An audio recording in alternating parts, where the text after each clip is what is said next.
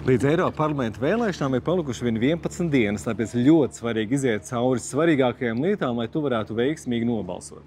Tu vari balsot Eiropas parlamenta vēlēšanās Latvijā, ja vēlēšana dienā esi vismaz 18 gadus vecs un esi Latvijas pilsoni vai pilsonis.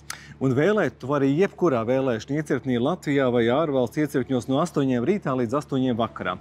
Un nevajag satraukties par to, ka var nepaspēt, jo ir iespēja nobalsot iepriekš. 3., 6. un 7. jūnijā noteiktos laikos. Pats labākais ir tas, ka tev nav nepieciešams reģistrēties šīm vēlēšanām, jo visi balstiesīgie vēlētāji ir automātiski iekļauti vēlētāju sarakstā visos iecirkņos. Protams, ejot uz iecirkni, nevar aizmirst līdzi paņemt derīgu personu apliecinošu dokumentu, pasi vai ID karti, jo bez tā nobalsot nevarēs. Bet, ja tomēr sanāk aizmirst, kā īsti nobalsot, tad apmeklē saiti progresīvie.lv /kā vēlēt.